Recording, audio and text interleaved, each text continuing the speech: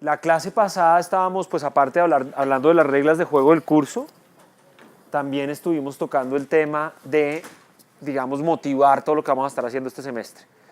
Y de grandes puntos que presentamos, pues lo primero fue definir nuestro objeto de estudio y lo que vamos a estar haciendo en clase, pero sobre todo utilizando la política económica como ejemplo. Nos gastamos un tiempo en mostrar que a punta de economía no podemos explicar por qué los países tienen la política económica que tienen, ¿no? Entonces, si uno mira entre países, las grandes diferencias que hay en gasto público, en recaudo tributario, en déficit, en deuda, no pueden explicarse a punta de, digamos, por lo menos la variable más básica que captura el estado económico de una sociedad, que es su nivel de desarrollo. También cuando miramos la política, todas estas eran dimensiones de la política fiscal, pero cuando miramos la política monetaria, en donde es todavía, en cierto sentido, más paradójico, porque es más claro que a ningún país le conviene tener tasas de inflación muy altas, mientras que alguien puede estar en desacuerdo sobre cuál es el nivel óptimo de gasto público o el nivel óptimo de deuda pública. Encontramos también diferencias en un país a lo largo del tiempo, por ejemplo en Colombia, que tuvo unas épocas de inflación moderada y persistente, antes ha tenido unas épocas de inflación más bajita pero muy volátil, y en los últimos años ha tenido una inflación más estable y baja. Y en Latinoamérica, donde ha habido una cantidad de experiencias de hiperinflación, y entonces ahí mencionábamos, incluso utilizando el caso de Colombia como ejemplo, que si uno empieza a mirar por qué el comportamiento de estas variables, parece que las variables políticas pueden tener un rol importante en explicar tendencias de estas variables macroeconómicas. Entonces, el punto del que parte el curso es presumir que si metemos política al análisis económico vamos a poder entender mucho mejor por qué el mundo es como es, que es como una implicación positiva, pero también les dije yo que hay una implicación normativa importante, y es que si entendemos mejor por qué el mundo es como es, seguramente estamos mejor preparados para pensar cómo podría acercarse el mundo más a como uno quisiera que fuese, a como debería ser. Y entonces, pues básicamente lo que vamos a hacer muy diferente a lo que normalmente hacemos en los modelos que siguen una teoría clásica normativa para el análisis de la política o de las variables económicas, es que en vez de pensar en las variables políticas de política económica como una cosa exógena, son realmente un objeto endógeno que resultan de las circunstancias políticas, de las instituciones políticas de la sociedad, y ahí discutimos cómo el hecho de que estas variables sean endógenas genera un problema bien complicado con este flujo sencillo que vimos, que nos plantea que las políticas económicas son el resultado de poder político y que el poder político a su vez es el resultado de instituciones y que todo esto se retroalimenta y va a ser complicado analizar. Pero es el reto que queremos empezar a pensar en la política económica como una variable endógena. No me voy a tener ahorita en lo que vimos la clase pasada de las raíces, digamos, del método o la forma como nos vamos a aproximar a ese problema, pero también hablamos de eso. Y finalmente estábamos en esta parte al finalizar la clase anterior, y era, bueno, pues si vamos a incorporar la política, ¿qué entendemos por política? Yo les conté que en ciencia política con frecuencia se define política como el estudio del poder, que quiere decir la habilidad de un individuo, de un grupo de individuos, de lograr que otros tengan que ajustarse a los intereses de este grupo que tiene relativo poder. El estudio del poder o el estudio de la autoridad, que es la capacidad de una persona o de un grupo de tomar decisiones por otros. Y dijimos, bueno, vamos a utilizar esta definición de política, pero yéndonos un paso más atrás, y es que todas las preguntas por poder y autoridad solo tienen sentido cuando hay heterogeneidad de intereses. Cuando, si todos queremos lo mismo, si todos empujamos para el mismo lado, pues qué importa que algunos tengan el poder de imponer sus intereses sobre otros, porque son los mismos intereses de todos. O qué importa que unos puedan decidir por otros, el tema de la autoridad, si nos da lo mismo quien decida, porque vamos a decidir lo mismo.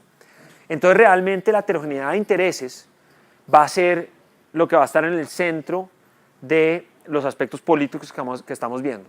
Y vamos a ver cómo la heterogeneidad de intereses que hacen que las preguntas por poder y autoridad tengan relevancia van a poder ayudarnos a explicar por qué el mundo a veces no es como debería ser, por qué a veces en la realidad no adoptamos la política que adoptaría un planificador central benevolente, y por qué podemos entender mucho mejor la sociedad de lo que la entenderíamos de otro modo.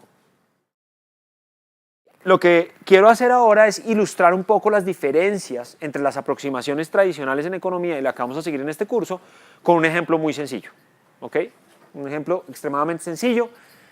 Primero vamos a pensar un poquito en el enfoque de la economía tradicional, pensando en un individuo representativo que aquí se llama Andrés Pérez, que tiene que elegir cuánto de sus recursos iniciales, que se denotan a cero, gastar en vacaciones hoy y el próximo año. Digamos, las vacaciones de este año y las vacaciones del próximo año. Y en el enfoque de la economía tradicional, Andrés representa a toda la sociedad porque todos los individuos son idénticos y entonces se puede pensar en Andrés como un individuo representativo. Ahí fíjense que no hay heterogeneidad de intereses, porque entonces como no hay heterogeneidad de intereses, pues tampoco hay un problema político, que es lo que da origen a que las preguntas de poder y autoridad sean interesantes. Y ahí, en ese escenario, el único problema que tenemos, pues es un problema técnico, que es determinar cuál es la decisión óptima para Andrés. ¿Ok? ¿Qué debe hacer Andrés? ¿Cuál es la forma óptima de dividir esa plata que tiene, esos recursos iniciales, en vacaciones este año o en vacaciones del próximo año? Este problema ustedes se lo han encontrado seguramente en varios contextos, en micro, en macro, un problema similar. Pero básicamente lo que pensamos es si tenemos una función de utilidad para los dos periodos del tiempo, separable en el tiempo, con un factor de descuento B, la función de utilidad en cada periodo es U, satisface supuestos usuales que hacemos como que la utilidad marginal es positiva, más vacaciones es más chévere, pero la utilidad marginal es decreciente, ya cuando yo estoy con muchas vacaciones, un día más de vacaciones ni le quitan ni le pone tanto como el primer día de vacaciones, ¿no? Solamente piensen ustedes en final de semestre, cuando está acabando el semestre ustedes dan lo que sea por un día de vacaciones, pero cuando se acaban las vacaciones puede que algunos de ustedes estén diciendo, bueno, yo ya hice todo lo que tenía que hacer en vacaciones, ya la utilidad marginal de un día más de vacaciones ya como que quiero clase, ¿no? Y el parámetro beta, que también es usual para ustedes, que básicamente nos captura qué tan impaciente es Andrés. Beta es un número que está entre 0 y 1. Si es muy cercano a 1, Andrés es muy paciente, le da la misma felicidad tener las vacaciones el próximo año que este. Pero si beta es menor que 1, y a medida que se va aproximando más a 0, es una persona más y más impaciente. Le gusta mucho más la utilidad hoy que esperar para la utilidad mañana. Y tiene una restricción presupuestal. Fíjense que Andrés básicamente lo que tiene es una dotación hoy, no estamos suponiendo que Andrés trabaja ni gana plata ni nada, digamos le dieron una plata, ¿no? Un tío querido o la abuelita le dejó una plata, le dijo, vea mi hijo, estas son las vacaciones de este año y las del próximo año, ¿sí? Y él tiene que decidir, hoy gasta XT en vacaciones y lo que gasta hoy va a ser básicamente lo que le regalaron menos lo que decía ahorrarse para mañana, que es esa fracción S que decidió ahorrarse para mañana que aparece aquí en la diapositiva. Y esa cantidad ahorrada, que es la fracción S por A0, le va a generar unos ahorros, si él lo mete a rendir, que le va a permitir gastar en vacaciones mañana. Y ese es todo el problema de Andrés, ¿cierto? Entonces ustedes seguramente ya saben pues, que podemos resolver este problema de diferentes maneras. Podemos sustituir las restricciones en la función objetivo, en cuyo caso nos quedaría una elección óptima de A0, o podemos combinar estas dos restricciones en una, sustituyendo A0 de una ecuación en la otra para tener una restricción presupuestal intertemporal, que va a decir que A0 tiene que ser el valor presente de las vacaciones de Andrés, y podemos plantear el lagrangiano o sustituir la restricción para resolver el problema, como ustedes prefieran. Aquí en este caso lo estamos haciendo en esta siguiente diapositiva, simplemente sustituyendo la expresión para el segundo periodo, diciendo que la cantidad de vacaciones que yo puedo gozar el segundo periodo es todo lo que no me gasté en el primer periodo multiplicado por el rendimiento, es decir, lo que rindió de ahorros va a ser el gasto mío en vacaciones. Y aquí lo único que tengo que escoger es las vacaciones de hoy, que me determinan entonces cuánto me quedan de vacaciones de mañana. Y esto genera una condición de primer orden. Fíjense que como yo supuse que la utilidad era creciente pero cóncava, la condición de primer orden va a definir un máximo, está bien comportado el problema, y en el óptimo se satisface esta ecuación, ¿cierto? Que se llama la ecuación de Euler, que no sé si alguno me puede dar la intuición económica de esa condición. El retorno mañana tiene que ser suficiente para compensar mi impaciencia. La utilidad que yo me voy a ganar mañana tiene que ser suficiente para que yo la cambie por hoy, por utilidad, para que yo tenga utilidad hoy, la cambie mañana, tiene que ser mayor en impaciencia y lo que me ganaría por poner la plata. Pero sobre todo tiene que ser exactamente mayor, es decir, esta es una condición de indiferencia, ¿no? Aquí hay una cosa en la cual yo tengo que estar calculando qué hago entre dos cosas, disfrutar hoy, disfrutar mañana, y tiene que ser que estoy indiferente, ¿no? Entonces cuando usted dice que tiene que compensar mi impaciencia y mi ahorro, no sé qué está diciendo, tienen que estar igualando unas cosas tal que yo esté indiferente. Entonces eso es primero, que es una condición de indiferencia. Lo segundo es una indiferencia entre qué y qué, entre consumir un poquito más de vacaciones hoy o consumir un poquito más de vacaciones mañana. Ya me da la misma, ya no puedo hacer nada mejor. Entonces estos términos simplemente capturan eso. Entonces una manera fácil de verlo es, si pensamos en el lado izquierdo, como el sacrificio de tener un poquito menos de vacaciones hoy. Esa es la utilidad marginal de las vacaciones en el periodo T, ¿cierto? U' de XT. Entonces esto pues, se puede entender como el sacrificio que yo tendría si decido tener un poquito menos de vacaciones hoy. Ese sacrificio tiene que ser igual a lo que gano por eso, porque si no, no estoy indiferente. Y lo que gano con eso es, por ahorrarme un peso de vacaciones hoy, mañana voy a tener 1 más R pesos. Que en términos de utilidades, que es lo que a mí me importa, me dan 1 más R por la utilidad marginal de las vacaciones mañana en términos de utilidades. Porque U' de X T más 1 es cuánta utilidad adicional tengo yo por tener un poquito más de utilidad de vacaciones mañana. Multiplicado por la cantidad de vacaciones adicionales que tengo mañana, que es 1 más R, es la cantidad de utilidad que voy a tener mañana por este sacrificio de hoy. Pero yo no puedo comparar estas dos utilidades entre hoy y mañana como si nada, porque las vacaciones de mañana a mí me importan un beta por ciento que las vacaciones de hoy. Entonces, multiplico por beta para que sea comparable. Y en este punto, estoy totalmente indiferente. Lo que sacrifiqué hoy es exactamente lo mismo que gané mañana. Entonces no puedo mejorar y eso es lo que nos dice la ecuación de Euler, ¿no? Y ya ese es el problema de la economía tradicional más sencillo cuando estamos pensando ni siquiera en un planificador central, sino en un hogar representativo, toma una decisión que es una decisión, técnicamente, cuál es la cantidad óptima de vacaciones hoy y mañana, cuál es la cantidad óptima de ahorro, que es la otra cara de la moneda que está acá, ¿no? Así que bueno, esa es la decisión de Andrés Pérez, pero ahí no hay política, no hay heterogeneidad de intereses, no hay un problema político. Entonces lo primero que vamos a hacer siempre en este curso es que típicamente va a haber heterogeneidad de intereses, y aquí podemos pensar en dos fuentes de heterogeneidad, que Dreisen las pone en estos términos. La heterogeneidad ex ante, que es cuando los individuos difieren en características e incluso antes de interactuar, entran a la arena económica, política, con diferencias. Entonces, por ejemplo, pueden ser distintos porque tienen una dotación de recursos distintos. Entonces puede ser que el tío de Andrés Pérez resultó menos generoso que el tío de Catalina García, que va a ser la que va a aparecer ahorita luego. O puede ser que tienen preferencias distintas. El beta de una persona es más grande que el beta de otra persona, tienen una impaciencia distinta. En fin, esa es una fuente de heterogeneidad. Cuando ex ante, incluso antes de que interactuemos, somos diferentes. Ahora, también existe la heterogeneidad ex post, y es que incluso individuos idénticos que tienen las mismas preferencias pueden tener intereses distintos como resultado de las políticas adoptadas. El caso más obvio es cuando nosotros queremos lo mismo, pero hay un problema distributivo.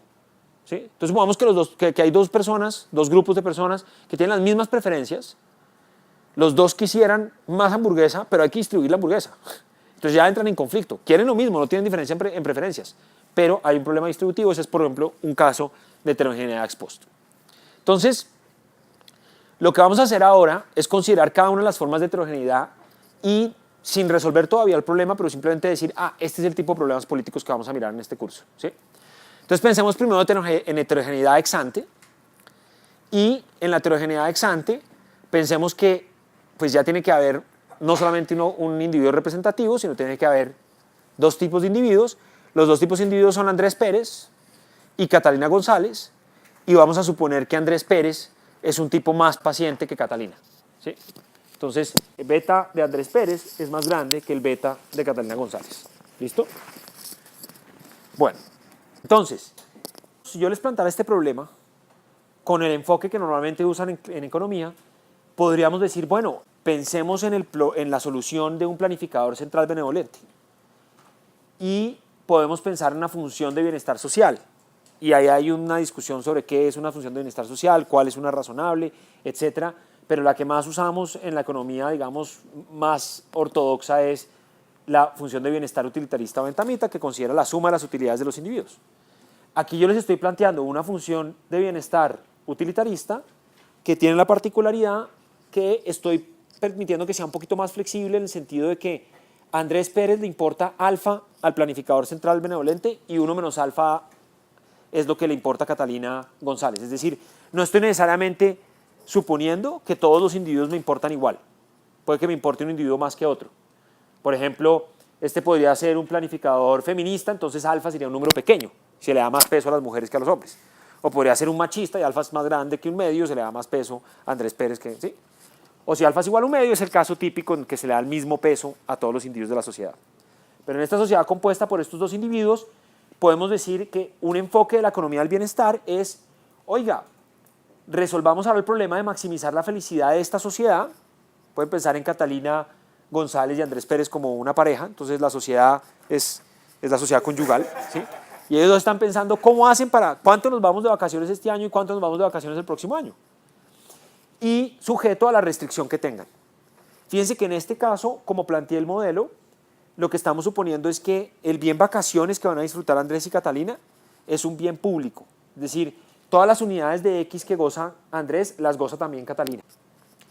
Y las van a gastar como, pues, según los recursos que les dio el tío querido de Andrés, ¿sí? Entonces, su restricción es que toda esa plata que le dio Andrés, aquí ya no las puse como restricción de cada periodo, sino que junté las dos restricciones para producir una restricción intertemporal. Dice que todos los recursos que tienen, que son a cero, se gastan en hoy o mañana, y mañana tiene que estar traído valor presente dividido en 1 más R. Y nuevamente, aquí es un problema técnico. Fíjense que tenemos que escoger cuánto tener de vacaciones hoy, cuánto tener de vacaciones mañana, y bueno, estrictamente cuánto ahorrar, pero dos de esas variables determinan la tercera. Entonces, fíjense que aquí ya tenemos el problema resuelto, solamente depende de dos variables. Y nuevamente podemos plantear un lagrangiano o podemos sustituir la restricción en la función objetivo. El problema está bien comportado, las funciones de utilidad son todas crecientes y cóncavas, la condición de primer orden va a definir un óptimo, y si derivamos e igualamos a cero, encontramos, simplificando un poquito, esta nueva ecuación de Euler, digamos, para la sociedad, que nuevamente se puede interpretar en términos de sacrificio marginal y beneficio marginal, pero que dice para ese planificador central tiene que ser cierto que el tipo es indiferente entre asignarle a la sociedad más vacaciones hoy o más vacaciones mañana, le da lo mismo, ¿sí? Y aquí lo que nos está diciendo es, si él decide asignarle un poquito menos de vacaciones hoy a la sociedad va a sufrir U'X. ¿Pero cuánto va a ganar la sociedad? Pues la sociedad va a obtener 1 más R recursos en el futuro, que va a tener una utilidad marginal de U'X t más 1, pero ahora ¿cómo la valoramos? La tenemos que valorar en la impaciencia, que es la impaciencia ponderada entre la impaciencia de Andrés Pérez y la impaciencia de Catalina González, porque eso es lo que le importa a este planificador los recursos del mañana. Le importa una cosa promedio entre lo que le importa a Andrés y lo que le importa a Catalina, pero de resto es igual. Ahora, ahí claramente hay heterogeneidad de intereses, pero no hay problema político porque lo estamos dejando de lado como lo hace normalmente la economía tradicional, y es, no, pues sí, hay un problema político porque fíjense que según cuál es el alfa, la sociedad va a tener una asignación muy distinta. Acuérdense que Andrés Pérez era el tipo paciente y Catalina era la impaciente, ¿cierto? Entonces imagínense que alfa tiende a ser igual a 1, ¿sí? Entonces este factor de descuento que podemos llamar como el factor de descuento social, alfa beta de Andrés Pérez más 1 menos alfa beta de Catalina González, en la medida en que alfa tiende a ser 1, el factor de descuento social se va a parecer más al de Andrés Pérez, es decir, va a ser un factor de descuento más grande, es decir, va a haber menos impaciencia. En la medida en que alfa en cambio sea muy chiquito, este factor social se va a parecer mucho más al de Catalina González, y entonces va a haber más impaciencia. En el primer caso, cuando nos parecemos más a Andrés Pérez, como somos más pacientes, vamos a tener unas vacaciones más equilibradas, más o menos parecidas a las de hoy que las de mañana. Mientras que si nos parecemos mucho a Catalina, que es muy impaciente, va a haber unas vacaciones de raca bandraca esta vez y ya no va a quedar mucha plata para la próxima, ¿sí? Entonces fíjense que para diferentes valores de alfa va a aparecer lo que en economía del bienestar llamamos una curva de contrato, en donde estamos en un punto que es Pareto eficiente, no podemos mejorar a alguien sin empeorar a otro. Pero las consecuencias distributivas son muy distintas. Andrés Pérez quisiera que el alfa sea grande, Catalina González quisiera que el alfa sea pequeño. Y la economía del bienestar no se pregunta eso. Simplemente dice, bueno, tomamos una función de bienestar, a veces cogemos el alfa igual a un medio, a veces cogemos un alfa arbitrario y simplemente decimos que eso surge una asignación y todas esas son eficientes socialmente según el alfa. Pero en la economía política lo que vamos a querer es decir, no, este enfoque no es satisfactorio para entender cómo es el mundo. Por muchas razones que están aquí al final de la diapositiva. Primero, cada cual va a querer un alfa que refleje más sus intereses. Como vimos, cuando alfa tiende a ser 1, Andrés Pérez va a estar más feliz. Cuando alfa tiende a 0, Catalina González va a estar más feliz. Entonces, una de las preguntas que nos vamos a hacer es, bueno, ¿cómo se elige el alfa? No existe en la sociedad un planificador central, pero la sociedad termina decidiendo. La sociedad, ¿cómo elige el alfa? Se sientan Andrés a Catalina a decir, bueno, Catalina llega y dice, no, ¿sabes qué? Yo te quería decir que este año he oído que en Croacia hay unos planes del carajo, vámonos para Croacia, es lo que dice Catalina. Mientras que Andrés le dice, no, pero mira, ¿sabes qué? yo he estado paseando por la sabana de Bogotá y hay unos planes muy chéveres que uno puede hacer, ¿no? Andrés quiere ser más paciente, Catalina dice, no, vámonos ya para Croacia, ¿no? Y la pregunta es, en esa negociación, ¿qué pasa, no? Pues depende del poder de negociación, depende de la asignación del poder político, depende de las instituciones de decisión. Ese es el tipo de cosas que vamos a estudiar en este curso. La otra cosa que vamos a estudiar es, bueno, ¿y cómo afecta la elección y las instituciones de decisión la asignación? Porque puede que ni siquiera estemos en la curva del contrato.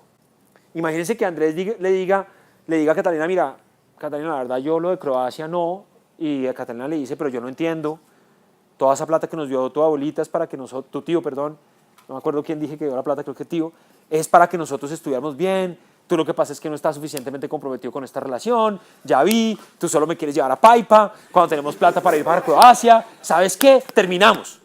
¿Y qué pasa? Que los dos se quedan aburridos en Bogotá y no tuvieron, estamos por fuera de la curva de contrato, terminan un resultado ineficiente. Pues eso bajo el supuesto de que después Catalina no va y se consigue uno mejor y Andrés no va y se consigue uno, o sea, pero digamos, el punto es que no es difícil imaginarse una situación en la cual la negociación política nos aleja del óptimo. No es difícil imaginarse un momento en el cual las instituciones no necesariamente nos permiten resolver nuestro conflicto de interés de una forma pacífica, sino que podemos terminar, estoy diciéndolo como un poco tomando el pelo en un caso de una pareja, pero piensen eso en una sociedad. Hay una cantidad de casos en los cuales estamos en una heterogeneidad de intereses y no necesariamente lo resolvemos de forma pacífica, y las instituciones que tenemos para decir cómo tomamos esa decisión colectiva son importantes y nos pueden llevar más o menos lejos de una cosa más eficiente. Eso es el tipo de cosas que nos vamos a preguntar en la clase, ¿sí? O es el tipo de cosas que la economía política nos permite hacer, que la economía sola suele ignorar. Bueno, eso como para heterogeneidad ex ante. Para que queden ilustrados los dos tipos de heterogeneidad, ahora pensemos en heterogeneidad ex post. Entonces ahora supongamos que Andrés Pérez y Catalina García no tienen diferencias en impaciencia, son igual de pacientes. Los dos están igual de comprometidos con la relación. Catalina no le puede salir a Andrés con el cuento de que él no se quiere ir a Croacia porque no está metido en esto. No, los dos quieren gastar lo mismo hoy que mañana. Pero ahora imagínense que las vacaciones no son un bien no rival, no son como un bien público, que cada unidad de vacación que goza Andrés es la misma unidad de vacación que goza Catalina. Para que sea extremo, supongamos que es un bien totalmente privado y que si a Andrés goza un porcentaje lambda del gasto de las vacaciones, eso lo goza solo Andrés y a Catalina le corresponde solamente una fracción, un número lambda de las vacaciones. Entonces pasamos de unas vacaciones que eran solo bien público a unas vacaciones que eran solo bien rival. Obviamente en la realidad seguramente es una cosa en el medio. Si los dos van y disfrutan las vacaciones, hay un momento en que los dos están disfrutando cada segundo de las vacaciones, pero hay algunas cosas en donde parte de la plata que tienen para vacaciones es rival. Si Andrés se pide un postre, eso de golpe le gasta un poco el presupuesto de los postres que había para las vacaciones, no sé, ¿no? Usted tiene una pregunta. Sí, no, iba a decir que podemos poner el ejemplo de una licencia de maternidad, quizá. ¿Una licencia de maternidad? Sí, entre hombres y mujeres. Ah, bueno, sí, por ejemplo. Claro, aquí el ejemplo de las vacaciones no es tan bueno, pero hay una cantidad de otros ejemplos en donde uno puede pensar que una pareja está involucrada en una cosa en donde si una persona disfruta más de una cosa, la otra tiene que disfrutar menos. Entonces, en un régimen en donde se les da licencia de paternidad, maternidad a los padres y madres, y hay un total, pero se puede distribuir entre los dos, pues hay claramente un conflicto de quién disfruta más.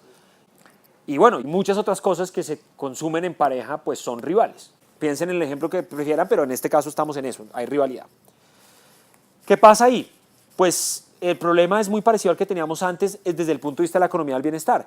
Maximizar la utilidad de Andrés Pérez, que le pesa alfa al planificador central, y es la utilidad de las vacaciones de hoy o el bien rival de hoy para Andrés, más la utilidad que mañana va a tener Andrés por la fracción que le corresponde, y una expresión muy parecida para las fracciones que le corresponden a Catalina, ¿sí?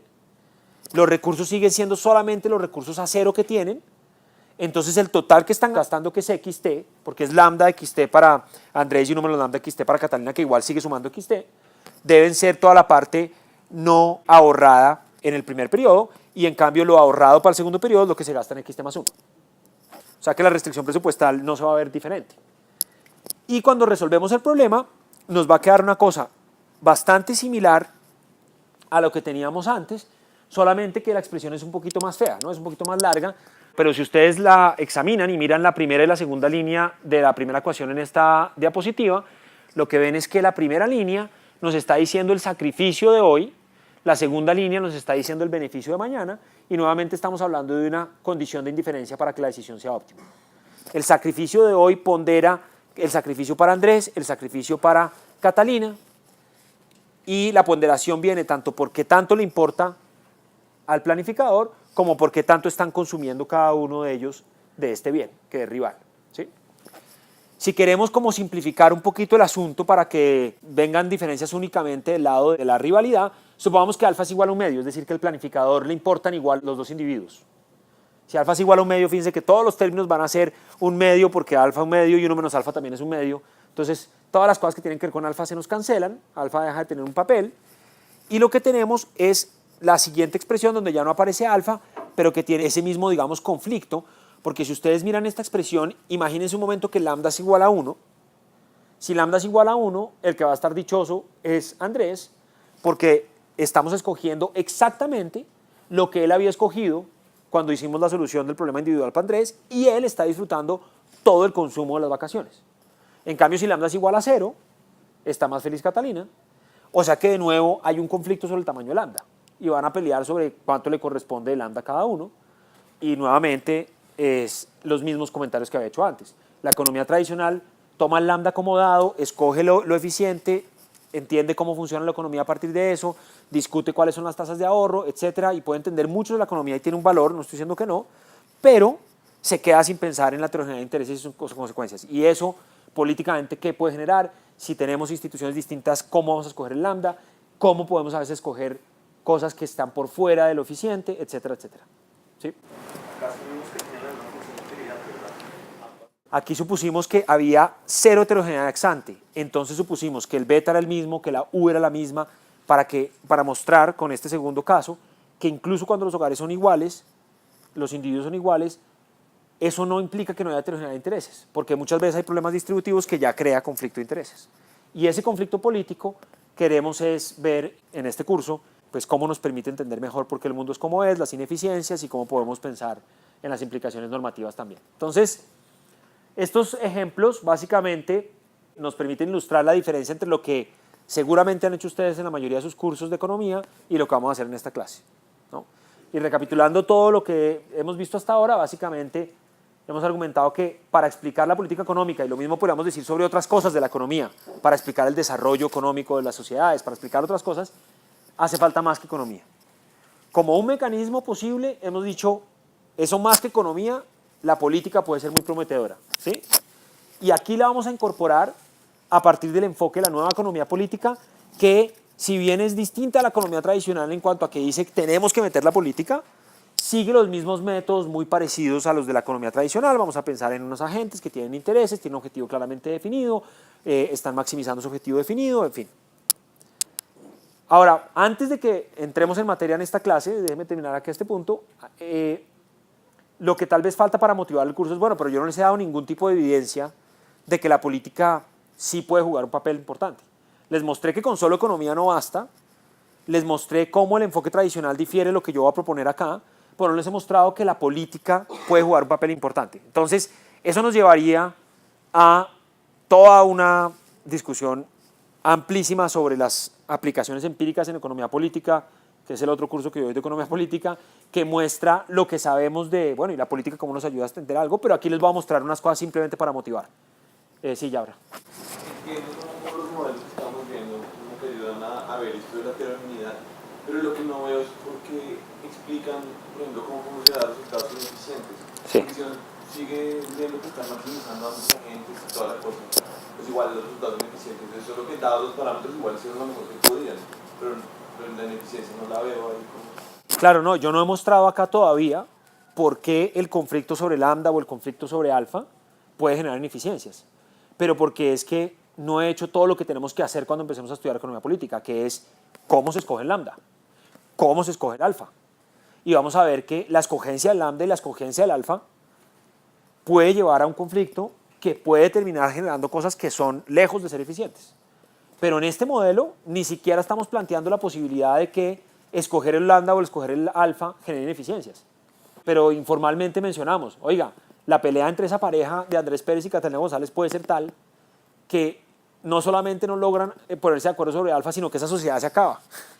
Y esa sociedad acaba de golpe, ninguno goza vacaciones y eso es ineficiente, se alejan, ¿no? Entonces, pero claro, eso todavía no lo he mostrado. Solo quería motivarlo, pero eso es el tipo de cosas que trataremos de hacer en el curso. Entonces, bueno, solamente para darles un sabor muy rápido, pero que se queda corto, y para eso vean mi curso o algún otro curso sobre aplicaciones empíricas en economía política, les voy a mostrar simplemente unas correlaciones. Ustedes saben que en correlaciones no necesariamente estamos demostrando que hay causalidad y que la política realmente nos está explicando lo que vemos en los datos, pero por lo menos nos motiva y es sugerente de que la política puede jugar un papel. Entonces, como para darles un primer ejemplo, en política monetaria, que ya lo vimos antes, hay grandes diferencias entre países. No las puedo explicar con pura economía, porque la economía, la mayoría de la gente va a estar de acuerdo que hiperinflaciones no es chévere tener, que eso no es eficiente bajo ningún modelo razonable. Entonces, bueno, ¿será que la política sí sirve para explicar eso? Pues una forma sencilla de verlo es, pues si la política importa, hemos dicho que las instituciones que definen la forma como tomamos decisiones colectivas tienen que importar, que definen quién tiene poder político, quién tiene el poder de tomar esas decisiones, cuáles son las preferencias que se oyen más, cómo se resuelven los conflictos de intereses. Lo más obvio en política monetaria es, eso querría decir que aquellos países que tengan ciertas instituciones para la decisión de política monetaria deben tener unas inflaciones distintas que los países que tienen otras. Y en particular, una noción clave en política monetaria es la noción de inconsistencia temporal en la política monetaria, en donde los gobiernos tendrían un incentivo a explotar la posibilidad de controlar la oferta de dinero para tratar de reanimar la demanda, pero esa inconsistencia de tratar de hacer eso es una cosa que ellos, si piensan en el futuro, no, yo nunca voy a querer hacer eso, pero cuando de repente están en una recesión, de golpe quieren hacerlo más de la cuenta.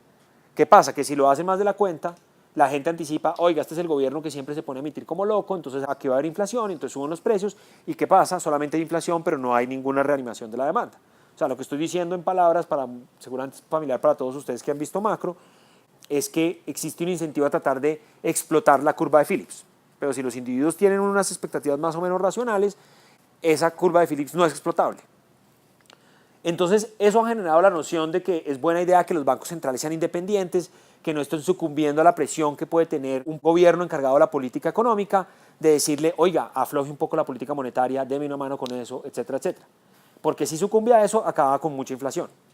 Cuando uno mira con algunos índices del Banco Central, de independencia del Banco Central que han construido algunos autores, esto viene de Alesina y Summers, la inflación promedio en efecto es menor para países que tienen un Banco Central más independiente. Eso sugeriría que en efecto las instituciones importan, que la manera como definimos cómo vamos a tomar estas decisiones colectivas importa, pero claro, esto no es prueba, porque aquí no le estoy demostrando la dirección de causalidad. Puede ser que haya una cosa completamente diferente y que los países que tienen menos tolerancia a la inflación, por eso tienen inflación bajita y por eso también deciden que su Banco Central sea independiente, pero que más bien es la baja tolerancia lo que está causando las dos cosas y no el Banco Central lo que está causando la baja inflación.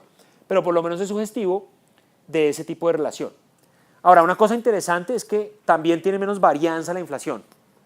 Y eso de que tenga menos varianza la inflación no necesariamente es consistente con todos los modelos que tratan de conceptualizar cómo funciona un Banco Central independiente. Pero eso lo veremos cuando veamos inconsistencia en la política monetaria. Pero por lo menos nos dice que las instituciones parecen importar sobre cómo tomamos la política económica, que es una primera chequeo de realidad muy burdo de que la política puede importar. En política fiscal también hay una idea muy básica en donde la política puede tener un papel importante, y es que la política fiscal es un ejemplo claro de la tragedia de los comunes. Cuando ustedes piensan en el presupuesto público, ¿de quién es el presupuesto público? De todos, ¿sí? Alguien escéptico puede decir de los políticos que se lo roban, pero no. El presupuesto público es de toda la sociedad, de jure, es de todos nosotros.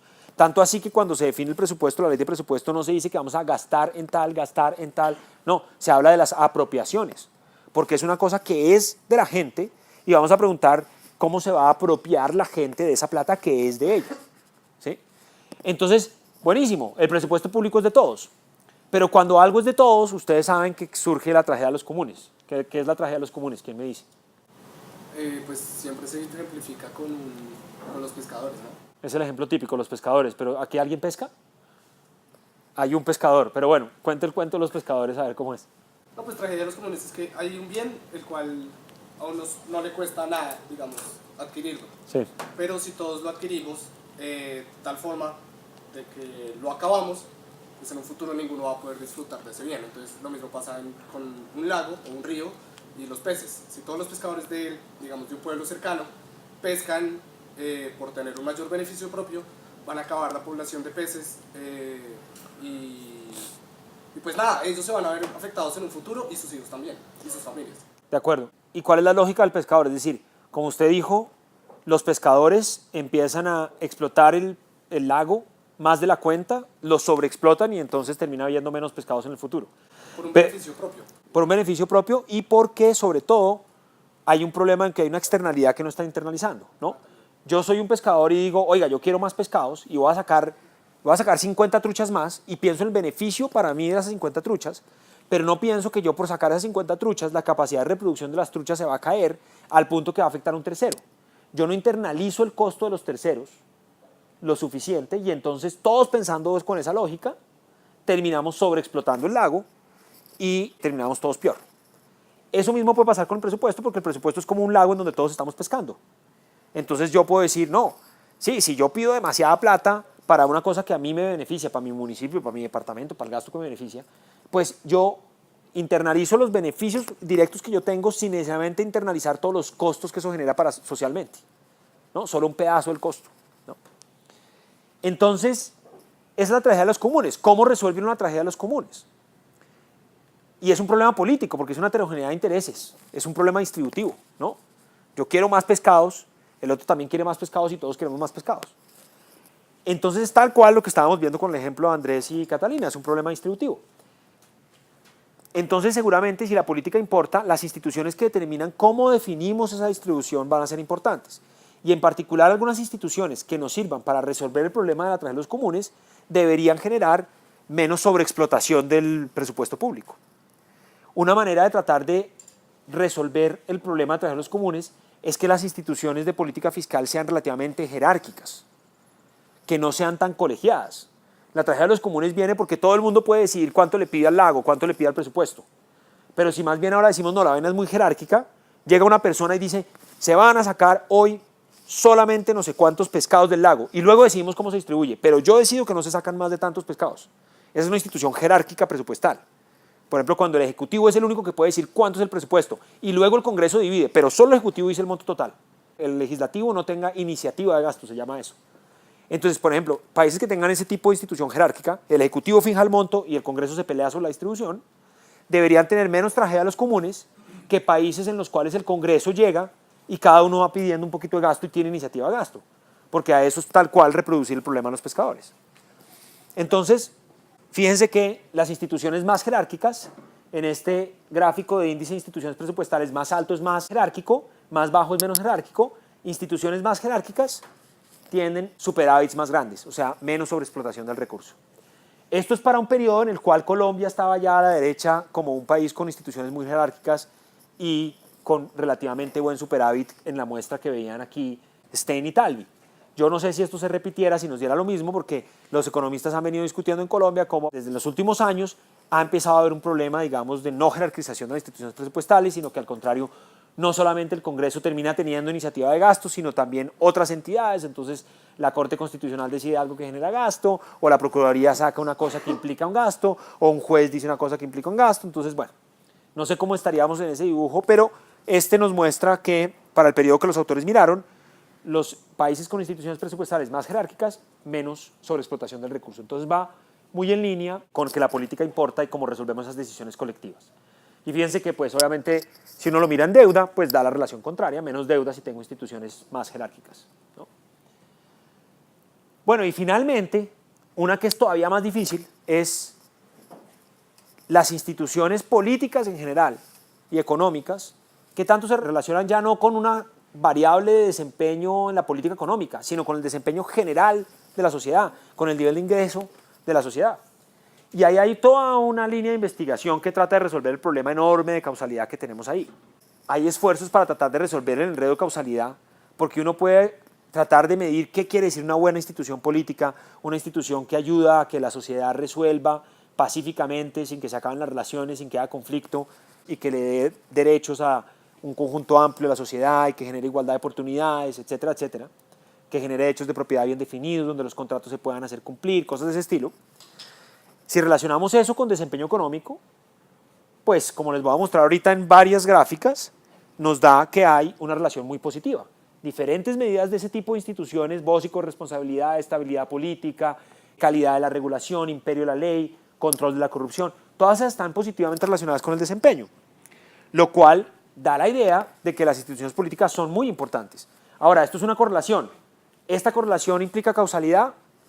Pues es más difícil de establecer, pero como les digo, hay toda una línea de investigación, tal vez lo más famoso iniciado por el paper de Acemoglu, Johnson y Robinson, que hicieron un análisis para una muestra de países tratando de mostrar esto, pero a partir de ahí muchos trabajos para muestras de países o con variación al interior de los países que muestran lo mismo. Es decir, parece cada vez más que hay un relativo consenso entre los economistas, aunque obviamente esto es bastante difícil de estudiar, luego siempre hay críticas, de que esta correlación que les estoy mostrando acá en realidad indica una causalidad y que las instituciones políticas y la forma como se organizan las sociedades, ese tipo de cosas que estábamos viendo en nuestro diagrama de antes, las cosas que determinan quién tiene poder político, cuáles son las instituciones de jure, quién tienen en la práctica de facto poder, cómo se determinan esas decisiones políticas, son cruciales para la economía. Entonces, bueno, cierro, digamos, el pedazo de motivación que pretendía antes de que entráramos en materia y ustedes empezaran a luchar con los modelos, que estuvieran suficientemente motivados de decir, oiga, esto que estoy haciendo es crucial. Realmente es una vena muy importante de la formación como economista, porque si yo no le meto política al análisis, nunca va a atender bien las sociedades y me voy a perder de poder entender muchas cosas, de por qué las cosas son como son en la economía.